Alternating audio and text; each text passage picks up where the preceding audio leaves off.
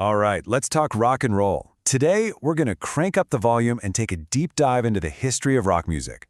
We're talking about its wild beginnings, its journey to taking over the entire world, and the story of how a sound became a revolution. So here's the big question we're tackling in this explainer. How did one controversial sound born in 1950s America just explode?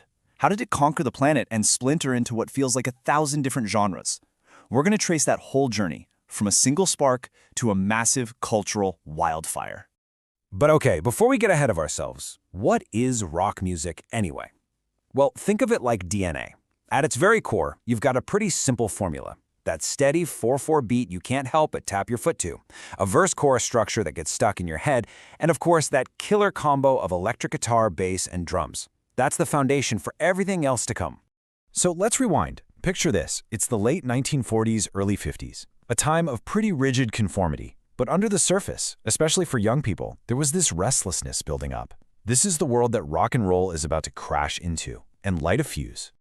You know, what's so cool is that you can't really point to one single first rock record. It was more of an evolution, this melting pot of African-American sounds like blues and R&B mixed with country music. I mean, you had Sister Rosetta Tharpe absolutely shredding on the guitar back in 1944. But Rock Around the Clock in '54, that was the big one. That was the track that became a massive #1 hit and really opened the floodgates. And man, once those floodgates opened, out came the giants. You had Chuck Berry, who basically wrote the rule book for being a guitar hero. You had Little Richard, who was just pure electrifying energy on stage. And then, of course, you had Elvis Presley, who became the face of this whole new movement. These guys weren't just playing songs. They were building an entire culture from the ground up. And that is the key thing you gotta understand. From day one, rock was so much more than catchy tunes. It was the official soundtrack for a whole generation that was tired of being told what to do. It was the sound of rebellion, plain and simple. All right, buckle up, because now we're headed for the 60s. And this is the decade where everything gets turned up to 11. Rock and roll basically takes a trip across the ocean, gets a new look, and comes roaring back, louder and more creative than anyone thought possible. This whole phenomenon got a name, of course, the British Invasion, and it was led by two bands who were kind of like two sides of the same coin. On one side, you had the Beatles, the charming, witty masters of pop melody who completely changed what was possible in a recording studio. And on the other side, you had the Rolling Stones, the tough, gritty bad boys who channeled raw American blues. So if you think of rock as a tree, the 60s is when it started sprouting all these wild new branches. Out in California, you had the sun-drenched sound of surf rock. Folk music plugged in, and suddenly you had the poetic, electrified stories of folk rock. Then, fueled by the counterculture, psychedelic rock took music on a mind-bending trip, and blues rock took the roots of the whole genre and just cranked the amps way, way up. But here's where a really fundamental shift happens. Thanks to game-changing records like the Beatles' Sgt. Pepper's, the album was no longer just a collection of hit singles. Nope, it became a work of art, a complete statement. This is the moment rock kind of graduates, you know? It starts getting taken seriously as art with a capital A. And that brings us to the 1970s. So, if the 60s was this big, beautiful explosion of creativity, the 70s is what happened after the dust settled. All the pieces landed and formed their own little tribes. And yeah, sometimes those tribes went to war. What was going on? Well, for one, rock was now huge business. We're talking billions of dollars. And that optimistic peace and love vibe from the 60s, it was kind of fading. This quote here really captures the mood. Some folks felt that the money people had taken over and were turning this powerful, rebellious music into just another product. That created a ton of tension.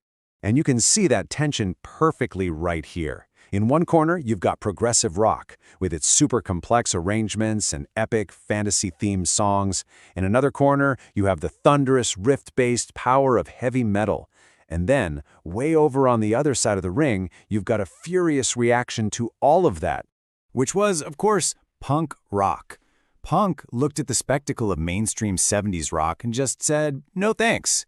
Its philosophy was simple: reject all that excess. Play fast, play loud, and most importantly, do it yourself. You didn't need to be a guitar god. You just needed 3 chords and something to be angry about. Now, punk itself was kind of like a flash fire. It burned incredibly bright, and then it was gone. But its influence, oh man, it was immense. That whole do-it-yourself spirit just shattered all the old rules, clearing the way for a whole new generation of music, from the artsy experiments of post-punk to the birth of alternative rock. And that leads us straight into the 90s. Now, the 80s had been all about big hair, flashy clothes, and polished stadium rock. But while all that was happening on the surface, that old punk spirit was building something new in the underground. And in the 90s, that underground scene just erupted. See, all through the 80s, there was this whole other universe called alternative rock. It thrived completely outside of the spotlight, living on college radio, in fan-made magazines called zines, and on tiny independent record labels. It was a real grassroots community, built from the ground up. Then 1991 happened, and everything changed.